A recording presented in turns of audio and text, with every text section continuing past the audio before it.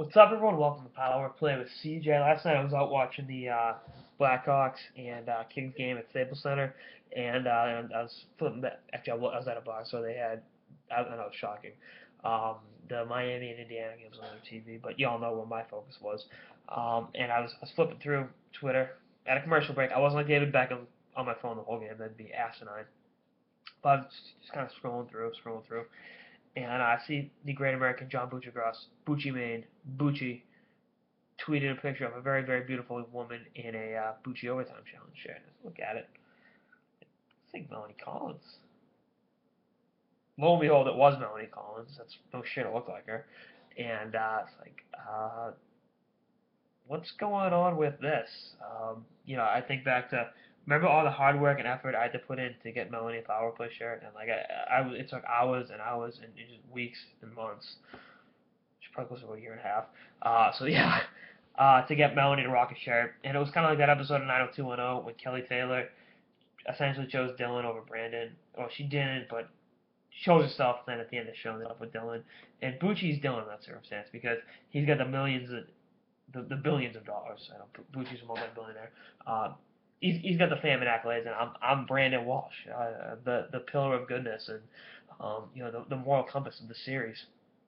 And I don't see Melanie tweeting out any selfies in a power play shirt. Again, that's not why I give out shirts. That would never be my thing. That'd be absolutely asinine to do that. Be even more narcissistic than usual. But kind of felt slighted. And I had to cry myself to sleep for a couple hours because she started tweeting out pictures of Bucci's shirt, but not mine. Last time I checked, I don't think Bucci's. And I own a few Bucci shirts, so I really can't knock. I can't hate the man. So I love John Bucci as much as the next guy. He loves Southie. You gotta love him. But you got to. I don't think any of his shirts have a Liberty Bell and a number 27 for Ron Hextall and fellow Massel Jeremy Roenick. Uh, I don't think they do. I mean, they could. They're just like with hidden ink there. But a couple power play with CJ shirts do though.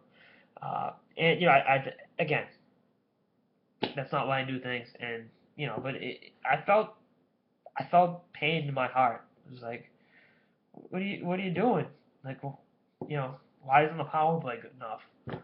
I mean, I can answer that myself, obviously, but y'all know how it works, and it was disheartening, and I may have cried myself to sleep a little bit, but is what it is, and hopefully, for the sake of sanity and world peace, Melanie tweets out a few power plays with CJ, and first of all, I got a pretty good World Cup piece coming up. It's not like a World Cup piece because I don't know what the hell I'm talking about, but more humorous. So that'll be more in the Melanie Collins show. But I feel like Brandon right now after that 90210 episode. I believe it was the season 5 finale. Could be wrong with that, but I'm pretty sure right.